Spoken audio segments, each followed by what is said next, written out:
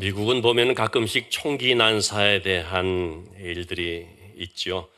그런데 보면 대체로 사람들이 많이 모이는 식당이라든지 또는 백화점 혹은 거리 혹은 학교 이런 데서 이제 발생을 해서 많은 인명피해가 나오곤 하는데요. 2015년 6월 17일 그날은 수요일 저녁이었습니다. 저는 2015년 6월 14일 주일 예배를 마치고 우리 교회에서 10년 동안 쉼없이 달려오면서 수고했다고 미국 여행을 좀 보내주셨습니다. 2주 동안 미국을 좀 다녀왔었는데 마침 그때입니다. 그때 미국에서는 어떤 사건이 벌어졌냐면 사우스캐롤라이나 주에 있는 찰스톤이라는 곳에 있는 엠마누엘 교회, 흑인 교회입니다. 120년 된 전통의 교회인데요. 그 교회에서 수요일 저녁 성경 공부를 참석한 사람 중에 새로운 사람, 딜란 루프라고 하는 이 청년이 있었는데 함께 있다가 이 청년이 갑자기 준비해온 총을 꺼내서 흑인들은 이 나라에서 떠나라. 그러면서 난사를 한 것입니다. 담임 목사님과 그 자리에 있던 8명이 희생을 당했습니다. 제가 미국에 좀 있으면서 보니까 TV를 틀면 방송마다 전부 이 뉴스로 도배가 됐습니다. 교회에서 발생한 것이었기 때문에 더 충격적이었던 것입니다. 미국 사회가 이 일로 인하여서 아파하고 힘들어하고 충격에 휩싸이곤 그랬는데요. 오늘 주보에 이제 그 내용을 좀 실었습니다. 관계훈련이라는 책에서 저자인 존 오트버그 목사님은 바로 그때 그 사건이 일어난 직후 일부러 그 교회에 가서 예배를 참석했다는 것입니다. 2시간 동안 교회 안은 함께 위로하기 위해서 몰려든 인파들로 이제 가득했는데 찬양과 기도와 통곡소리, 예배소리로 가득했다고 말합니다. 그는 말하기를 예배 중에 이토록 큰 슬픔과 분노를 경험하기는 처음이었다. 동시에 또 이토록 깊은 사랑과 넘치는 기쁨을 경험한 것도 처음이었다. 큰 슬픔과 동시에 깊은 사랑과 충만한 기쁨이 함께 있었다라는 것이죠. 희생자 중에 한 사람인 이 티완자라고 하는 아들의 엄마가 되는 샌더스라는 분은 여성인데 피를 너무 많이 흘려서 이 범인이 죽은 줄 알고 지나쳐서 살아났습니다. 샌더스라는 여성은 FBI에다가 자신과 자기 아들의 성경책을 좀 달라고 요청을 했습니다. 피로 얼룩진 책을 이게 도저히 사용할 수 없는데 어떻게 줄 수 있느냐 그랬더니 긴히 거듭해서 요청을 하는 바람에 FBI에서 첨단 기술을 통해서 이 성경 하나하나를 다 세척을 해서 이렇게 건네줬다고 합니다. 물론 읽을 수는 있지만 피로 물든 이제 그런 성경인데 그걸 갖고 있다고 말하고 있습니다. 이 샌더스라는 여성은 이렇게 말했습니다. 이 루프라고 하는 범인을 향해서 말한 것이죠. 우리는 2팔을 벌려서 너를 환영했다. 너를 받아줬다. 그런데 너는 우리의 사랑하는 사람들을 죽였다. 너무나 아프지만 그러나 하나님께서 너에게 자비를 베풀기를 기도한다. 샌더스뿐만 아니라 생존한 모든 사람들이 다 울먹이면서 너를 용서한다. 너를 위해서 기도하겠다. 이런 고백들을 했습니다.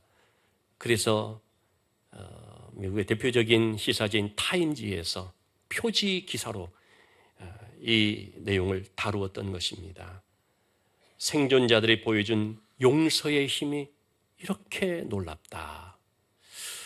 여러분 그 극심한 슬픔 속에서 어떻게 살인자인 이 악한 사람을 용서한다, 하나님의 자비를 구한다라고 기도할 수가 있는 것이겠습니까? 저는 이분들의 신앙이 진짜이기 때문에 그게 가능하다고 생각이 됩니다. 그냥 종교적인 어떤 신앙 또는 이론적인 그런 신앙이 아니라 소위 요즘 찐 신앙이라고 해야 될까요? 자신의 경험과 고백 속에서 하나님을 의지하는 그런 신앙이기 때문이라는 것이죠. 여러분, 신앙은 물려받는 것이 아니라 경험하는 것이라고 할 수가 있습니다. 시편 34편 8절 말씀에 너희가 하나님의 선하심을 맛보아 알지어다. 시편 34편 8절 말씀인데요. 여러분, 이 하나님의 선하심이라는 것을 우리가 성경 공부를 통해서 지식적으로 아는 것이 아닙니다. 맛보아, 즉 경험하면서 아는 것입니다. 체험적으로 아는 것입니다. 내가 몇 대째 신앙이다 라고 말을 할지라도요, 자신의 경험이 없으면 여러분 그 신앙은 모태신앙이 되어버립니다.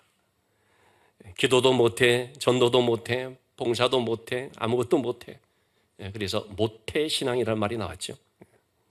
저도 그랬습니다. 이 모태신앙, 물려받은, 그래서 습관적, 하나의 종교 형식에 같이 참여하는, 예배도 하나의 예식에 불과한. 그래서 제가 한번 말씀을 드린 적이 있는데, 주일 예배 때 가장 좋은 시간은 12시 예배 마치고 나갈 때 얼마나 자유하고 후련하고 끝났다. 여러분, 그런 예배가 무슨 예배가 되겠습니까? 이게 바로 전형적인 모태신앙의 모습이죠. 이스라엘 백성들은 바로 그런 모태신앙들이었습니다. 대대로 이 구원의 하나님에 대해서 들어왔습니다. 문제는 뭡니까? 하나님을 잘 모른다는 것입니다. 왜 그렇습니까? 자신이 경험을 안 하니까. 그런데요, 이 하나님의 구원과 하나님의 역사를 경험하게 되었을 때, 그러더는 비로소 하나님이 누구신지에 대해 감격적인 고백을 하게 됩니다. 1절의 말씀을 보시면요, 그날에 네가 말하기를. 오늘 본문의 말씀, 그날에 네가 말하기를, 이 두 번 나옵니다. 첫 번째, 그날에 네가 말하기. 그날이 뭡니까? 구원받은 날, 은혜를 경험한 날이죠. 이때의 구원은 학자들에 따라서 조금씩 견해가 다릅니다만은 아수르의 침략으로 무너질 뻔했다가 하나님의 도우심으로 극적으로 살게 된 쳐들어온 아수르의 군사들 18만 5천이 한순간에 새벽에 송장이 되어진 바로 그런 경험, 구원의 경험을 했던 걸 말한다라고 하는 분도 있고, 바벨론의 70년 포로 생활을 마치고 돌아오면서 하나님의 구원을 경험한 바로 그 사건을 두고 말하는 것이다 라고도 하는데요, 어쨌든 중요한 것은 너무나 놀라운 하나님의 건져주시고 살려주시는 구원의 은혜를 체험한 바로 그걸 놓고 말하는 것이죠. 그 구원의 날에 이렇게 말하고 있습니다. 전에는 노하셨사오나 이제는 진노가 돌아섰고 또한 안위하시니. 저는 하나님이 진노하셨다는 거죠. 여러분, 이 진노는 뭘 말합니까? 하나님이 자기 자녀들에게 진노하는 것은 두 가지의 특성이 있습니다. 그 진노는 부모가 자기 자녀의 잘못을 고치기 위해서 훈계하는 방편으로서의 진노.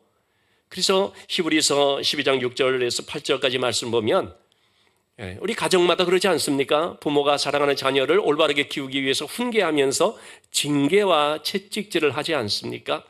그 왜 그렇게 합니까? 잘못되지 못하게 하는 것이죠. 어긋난 길로 가지 못하게 하는 것이죠. 그래서 이런 징계나 채찍질이 없으면 그거는 친아들이 아니고 진짜 남의 아들 되는 거죠. 자기 친아들, 친자식이라면 이 자녀들의 영원한 자녀들의 삶에 대해서 무관심할 수가 없는 거죠. 그렇기 때문에 자녀들과 씨름하면서 때로는 따끔한 매를 들면서까지도 이 자녀들을 징계하는 모습을 보게 됩니다. 그러나 11절의 말씀을 보면 어떻습니까? 이 징계가 당시에는 슬퍼 보이지만 후에는 의의 평강의 열매를 맺느니라. 왜 징계를 합니까? 의와 평강의 열매를 맺게 하기 위함 때문입니다. 그래서 하나님의 진노라는 것은 이러한 징계와 채찍질로서 나타날 수가 있습니다. 또한 하나님의 징계의 특징은요, 시편 30편 5절에 나와 있는 것처럼 노염은 잠깐이지만 또한 은총은 평생이다 그랬습니다. 잠깐의 징계라는 것입니다. 징계에 비하면 하나님의 은총은 평생이라고 볼 수가 있죠. 고난은 짧아도 영광은 무궁한 것처럼. 자, 이렇게 하나님의 그 징계가 있는데, 그런데 하나님께서 그 백성들을 징계하고 진노하는 이유가 무엇 때문입니까? 죄 때문입니다. 그래서 주의 진노는요, 죄로 인한 진노인 것입니다. 에베소서 2장 3절 말씀에 보면 우리를 가리켜서 본질상 진노의 자녀였다고 말하고 있습니다. 왜 우리가 하나님의 진노를 받을 수밖에 없는 자들이었습니까? 하나님을 떠나서 자기 마음대로 살았기 때문입니다. 그 결과는 하나님의 진노를 면할 수가 없습니다. 하나님의 진노라는 것은 간단히 몇 대 좀 혼내는 그런 차원이 아니죠. 하나님의 진노, 특별히 죄에 대한 하나님의 진노라는 것은 무서운 형벌을 말합니다. 죄에 대한 심판을 말하는 것입니다. 그런데 이 하나님의 진노라는 것이 어떻게 제거가 됐나? 이 진노가 가장 잘 드러난 현장이 어디냐면 십자가입니다. 십자가에서 주님은요, 모진 고난을 당하셨죠. 십자가에 주님이 받으신 고난이라는 것은 죄에 대한 하나님의 진노로 받는 것임을 알 수 있습니다. 조롱을 당하고 침뱉음을 당하고 가시면류관을 쓰고 채찍에 맞고, 그리고 온몸에 물과 피를 다 쏟으시고 마침내 하나님께 버림을 받고 죽으셨죠. 여러분, 이와 같은 이 엄청난 일이 원래 누구에게 쏟아져야 될 진노였습니까? 죄로 말미암아 죽을 수밖에 없는 바로 우리들에게 쏟아질 진노였습니다.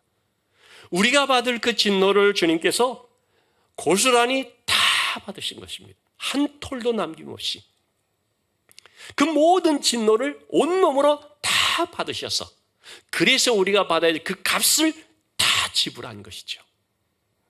이것이 바로 십자가를 통하여 우리를 구원하신 하나님의 놀라운 은혜의 역사이죠. 자, 이렇게 주님께서 다 받으셨기 때문에 하나님은 어떻습니까? 그 모든 쏟을 진노는 다 쏟으신 것이고, 그리고 받기는 주님이 대신 받으셨고, 그 우리는 어떻게 됐습니까?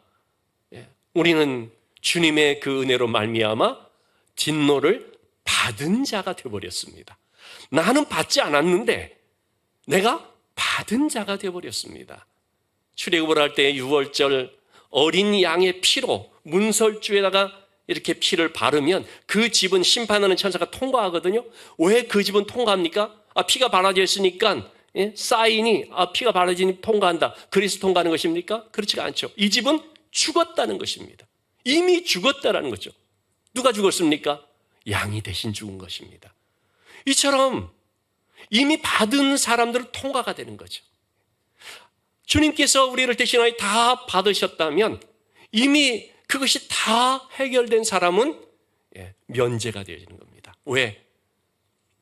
그 모든 진노를 하나님이 이미 쏟으셨으니까. 그렇기 때문에 우리는 그 진노에서 이제 참 건짐을 받는, 하나님의 진노가 그로 인하여 그치는 그런 역사가 있게 됐습니다. 자, 그러면은 여러분, 이렇게 주님께서 우리의 모든 진노를 다 십자가에서 대신 받으셨는데, 그렇다고 해서 모든 사람들이 다 하나님의 진노에서 이제 면제함을 받게 될까요? 모든 사람들에게 다 자동적으로 그런 혜택이 돌아갈까요? 그렇지가 않습니다. 시편 2편 12절의 말씀에 아주 멋진 말씀을 하고 있습니다. 그 아들에게 입맞추라. 아들에게 입맞추라라는 게 이게 뭘까요? 그 아들과 접촉하라는 것입니다. 그 아들에게 접속하라는 것입니다. 다시 말하면 그 아들을 영접하라는 것이죠. 그 아들과 만나라는 것입니다. 여러분, 이와 같은 1:1의 만남을 우리는 교제 혹은 사귐이라고 말할 수가 있습니다. 주님과 입맞추라. 주님과의 사귐을 말하고 주님과의 교제를 말합니다. 이런 교제와 사귐은 만남을 뜻하는 거 아닙니까? 예수 그리스도를 인격적으로 나의 구주로 영접한 만난 그 사람에게는 진노가 더 이상 이제는 없는 것입니다. 이 진노는요, 우리를 망하게 하는 진노입니다. 때문에 예수 그리스도를 만나지 않으면, 예수 그리스도에 입 맞추지 않으면, 그렇지 않으면 진노로 너희가 망하리라. 맞는 말입니다. 이렇게 주님이 십자가의 모든 구원의 사역을 이루어 놨지만 그 예수 그리스도와 입 맞추지 않는 자는 진노로 인하여서 망할 수밖에 없다는 거죠.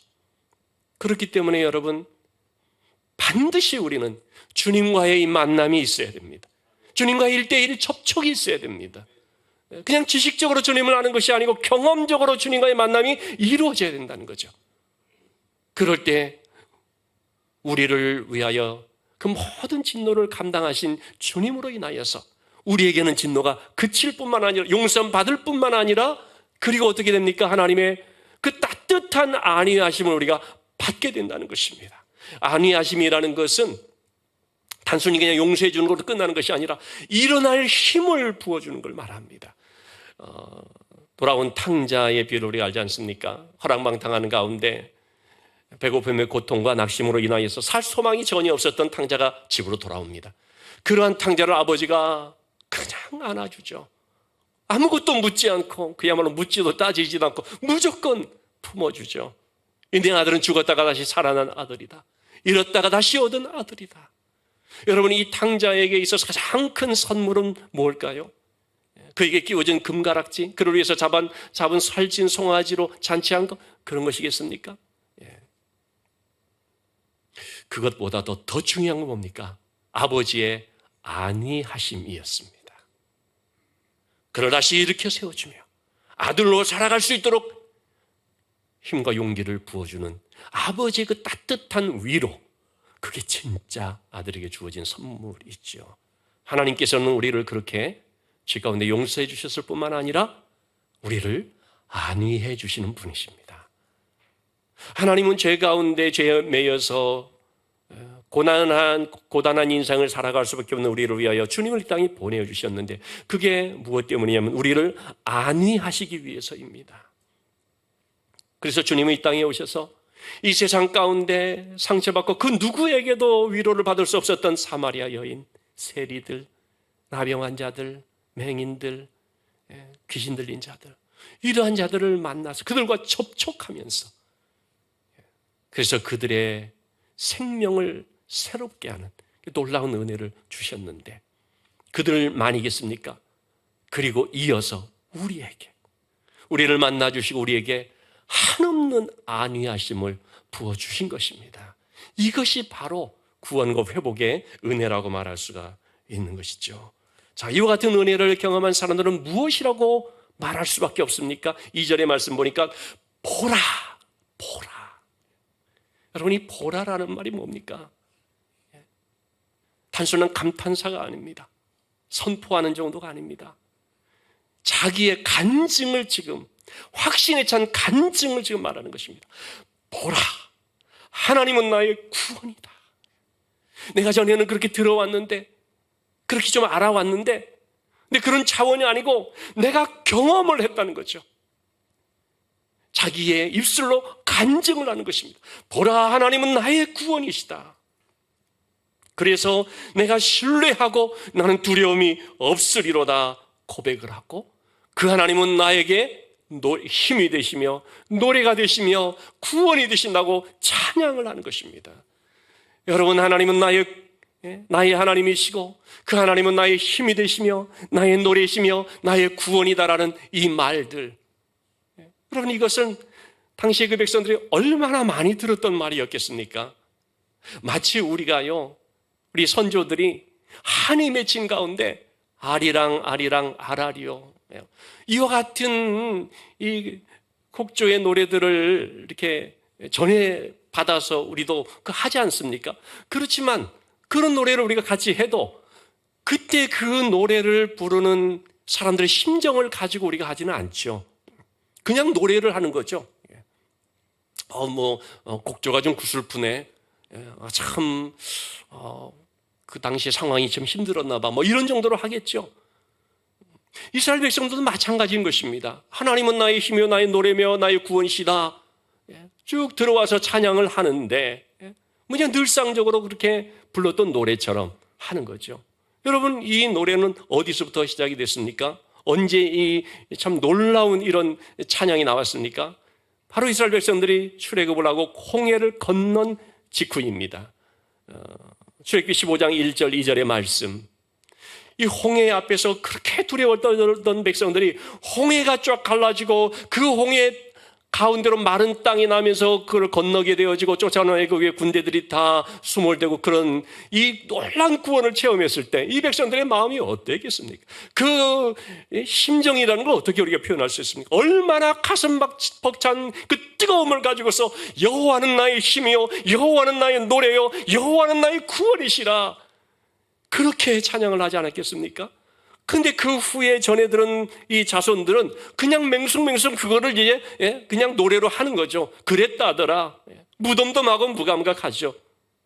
왜냐하면 체험을 안 했으니까.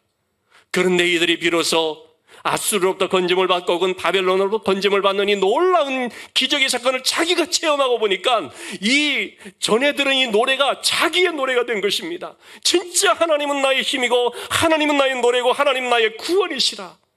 하나님이시여 하나님이시여 하나님은 나의 하나님이십니다. 우리가 아까 찬양을 한 것처럼요, 이게 다른 사람의 찬양이었다면 다른 사람의 그런 곡조가 아닙니다. 나의 고백이 되고요 나의 경험 속에서 우러나오는 벅찬 찬양이 되는 것입니다. 우리도 보면은 찬양하는 가운데 어떤 분들은 그냥 노래를 부르는 분들이 있고, 진짜 어떤 분들은 오늘도 일부 예배 시간에 보니까 어떤 분들은 막 눈물로 노래를 부른 분도 있고요.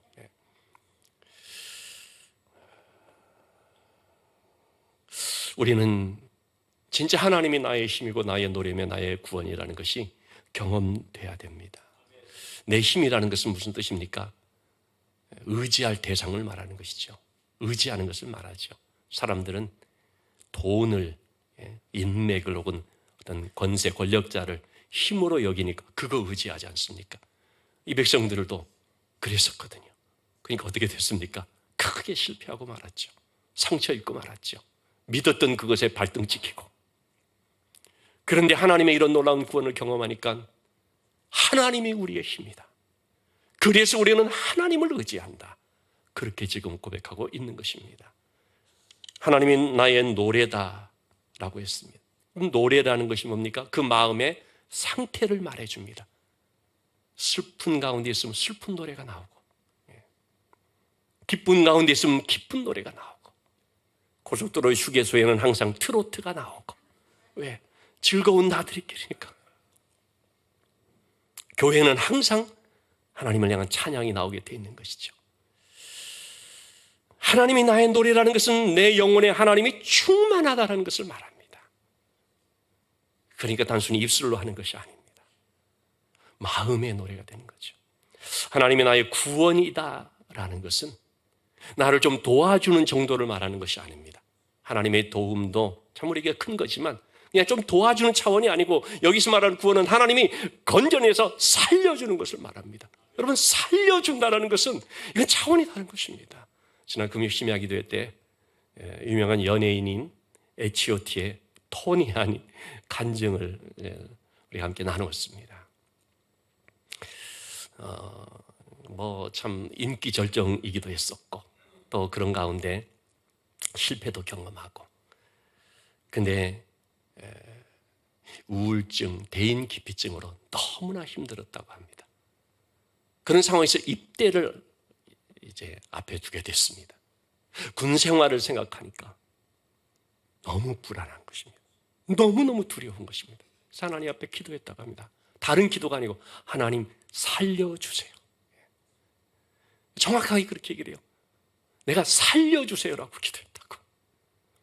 그리고 이제 날짜가 되어서 열차를 타고 가는데 그 열차 안에서 한 병사를 만나게 됐다는 것입니다. 자기를 보더니 와서 좀 얘기할 시간이 좀 있냐고, 얘기를 좀 나눌 수 있냐고 묻더라는 것입니다. 보통 사람 같으면 와서 사인을 해달라, 뭐 사진 찍자 그럴 건데 이분은 너무나 차분히 얘기를 나눌 수 있느냐. 그건 괜찮다고 한 것입니다. 그랬더니 이분이 너무나 차근차근히 이제 군 입대하게 되면 어떤 절차를 밟게 될 것이고 어떻게 생활하게 되는데 그게 그렇게 염려될 것도 없고 두려워할 것도 없는 그냥 누구나 다 할 수 있는 것이다. 이분이 교관이었던 것입니다. 그 얘기를 쭉 듣는데 마음에 너무나 안심이 온 것입니다. 안도감이 물밀듯이 온 것이죠. 그래서 물어봤다고 합니다. 혹시 교회다 예수 믿으시냐고. 그랬더니 이분이 너무나 신실한 크리스찬이었던 거예요. 토니안이 말합니다. 하나님이 나의 기도에 응답해 주셨구나. 내가 살려달라고 했는데 진짜 살려주셨다라는 거예요. 그런 체험을 통해서 하나님이 나와 함께 하시고 하나님은 나의 하나님이시다. 이렇게 고백을 하게 되는 것이죠. 자, 여러분 이러한 체험을 하고 난 뒤에는 이제 어떻게 해야 됩니까? 큰 기쁨을 우리가 얻게 되는데 이것이 일회성의 기쁨, 일회성의 어떤 고백으로 끝나면 안 되는 것입니다. 지속돼야 됩니다. 3절의 말씀을 보시면요. 기쁨으로 구원의 우물에서 물을 기르리로다. 구원의 우물들에서 물을 기르리로다. 우물들이라는 것이 뭡니까? 수많은 우물, 풍성한 충만함을 말하는 것입니다. 한 번 기쁨의 우물을 맛보는 것으로 아니고 인생을 살면서 계속적인 이 우물들에서 기쁨의 그런 생수를 길어 올리라는 것입니다. 여러분 항상 우리의 신앙생활 가운데 은혜 받을 때도 있지만 문제는 뭡니까? 지속성이 부족하고 그래서 그것이 한순간의 경험으로 추억으로 끝나버리는 문제 아니겠습니까? 수련회를 하고 난 뒤에는 참 은혜 받고 왔는데 그냥 그걸로 또 잠시의 감정으로 끝나버려가지고 또 헤매고 뭐 그런 경우들 있잖아요. 그러면 안 된다는 것입니다. 지속성을 가져야 됩니다. 날마다 이 기쁨의 우물을 길어야 되는 것입니다. 이 말씀은 이스라엘 백성들이 출애굽기 17장 말씀에서 광야에서 물이 없어 목이 말라 죽겠다 아우성을 치면서 모세를 원망할 때 하나님께서 모세의 기도를 들으시고 명하셨죠. 지팡이로 반석을 치라. 그러자 반석에서 이 생수가 막 콸콸 쏟아지는 경험을 했는데 바로 그거를 말해주는 거죠. 바울 사도는 이 반석이 뭘 말하느냐? 고린도전서 10장 4절 말씀에 신령한 반석으로부터 우리 조상들이 그 생수 신령한 음료를 마셨는데 그 반석이 누구냐? 곧 그리스도 예수시라.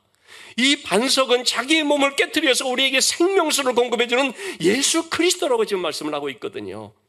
그러니까 여러분 우리는 예수 그리스도를 통하여서 이 구원의 기쁨과 감격이라는 생수를 날마다 공급받아야 됩니다. 요한복음 4장 14절의 말씀에 주님은 자신을 가리켜서 이 사마리아 여인에게 나는 영생하도록 솟아나는 샘물이라고 말하고 있습니다. 그냥 좀 채워져 있는 샘물이 아니고요, 솟아나는 샘물. 그러니까 우리의 신앙생활이라는 것은 여러분 항상 솟아나는 것이 되어야 됩니다. 기쁨과 감사와 은혜에 대한 고백이요 날마다 마르지 않는 샘처럼 솟아나야 된다는 거죠. 그러려면 어떻게 해야 됩니까? 날마다 주님과 교제해야 됩니다. 날마다 그 주님과의 만남이 있어야 됩니다. 그래서 항상 이 충만한 은혜를 경험해야 되는 것입니다. 여러분 이처럼 회복의 은혜, 구원의 은혜를 경험한 사람은 뭐가 달라질까요? 예배가 달라집니다. 또 말하기를, 우리 4절 말씀입니다. 그날에 또 말하기를. 여기서 말하는 건 이제 두 가지입니다. 첫째는 뭐냐? 하나님께 감사하라. 그의 이름을 부르며 그랬습니다. 여러분 하나님께 감사하며 그 이름을 부르는 이것이 뭡니까? 예배입니다. 구원을 경험한 사람들은 예배가 달라지게 되지요. 어떤 교회에서 예배 시간에 늦는 사람들이 많이 있어가지고 예배 시작하면서 뒤에다가 팻말, 문 딱 닫고 팻말을 걸어놨다는 것이죠. 오늘도 늦으셨네요. 그랬더니 예배 끝나고 나갈 때 어떤 사람이 써붙여놨습니다. 늦더라도 와준 걸 고맙게 여기시오. 여러분 우리 신앙생활 예배는 내가 하나님을 위해서 뭐 해주는 거 아닙니다. 우리는 그런 착각을 할 때가 있습니다. 내가 하나님을 위해서 뭘 해주는 걸로, 예배 드려주는 걸로, 하나님 좀 섬겨주는 걸로, 그거 아닙니다. 예배는 하나님의 그 귀한 은혜를 사모함으로 갈급한 심령으로 나와서 그 은혜의 생수에 풍덩 잠기는 것입니다. 목마른 사슴이 시냇물을 찾아 헤매면서 그 시냇물을 만났을 때 그 마음이 어떠하겠습니까? 그 심정으로 세상의 광야 같은 삶에서 방황하던 우리들, 힘든 고단한 인생을 살던 우리가 이 생수를 향한 갈급한 심령을 가지고 주의 전에 나와서 예배하면서 하나님 주시는 생수를 맛보면서 완전히 거기에 잠기는 것. 그러니까 예배는 갈급함이 있어야 되고 기쁨이 있어야 되는 것이죠. 비록 서도에서 제가 말씀드린 것처럼 너무나 큰 아픔과 절규가 있을지라도 그 가운데서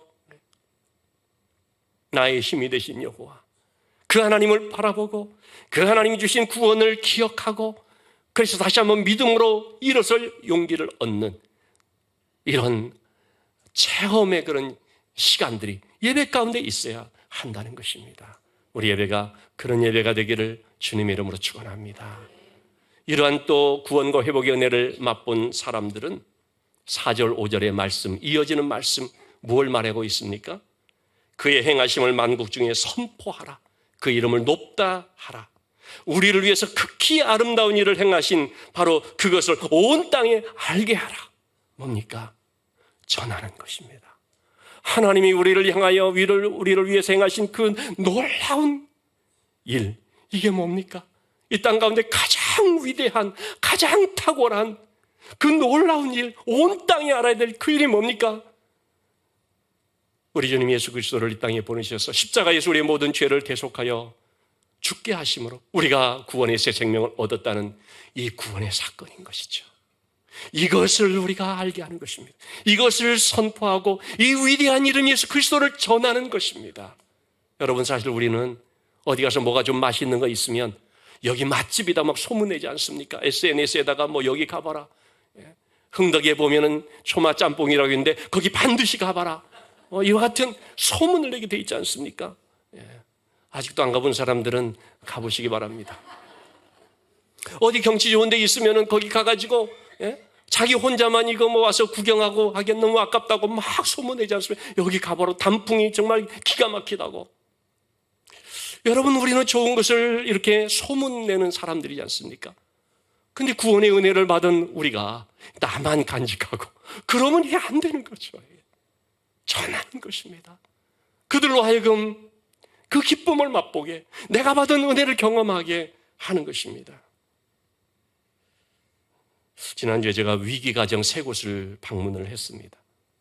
너무나 어려운, 막 눈물을 흘리면서, 또 분들은 복합부위 통증 증후군, 그걸로 또 막 그냥, 진짜, 이번 주도 가서 수술을 또 한 며칠 받아야 되고, 또 어떤 분들은 컨테이너에서 10년을 혼자 살고 있는 그런 분들. 지원금을 전달해드리고 위로하고 격려하고 기도해 주는데 왜 그렇게 하는 것입니까? 예수 그리스도를 전하는 것입니다. 우리 교회 말하지도 않습니다. 그러니까 도대체 어디 있는 교회냐고 그렇게들 많이 묻습니다. 우리 교회, 우리 이름이 아니라 주 예수의 이름. 주님을 의지하고 주님께 기도하고 하나님이 함께 하신다는 이 사실을 기억하고 그분을 의지할 수 있도록 우리가 주님을 전하는 것입니다. 여러분, 우리는 내 삶을 통하여서 이 놀라운 하나님의 은혜를 전해야 하는 것입니다. Amazing Grace, 너무나 놀라운 은혜. 서두에 말씀드린 엠마누엘 교회 장례식을 진행할 때 추도사를 오바마, 당시 현직 대통령이었던 오바마 대통령이 했는데 그의 연설은 하나의 추도사가 아니라 한편의 설교였다라고 말해지고 있습니다.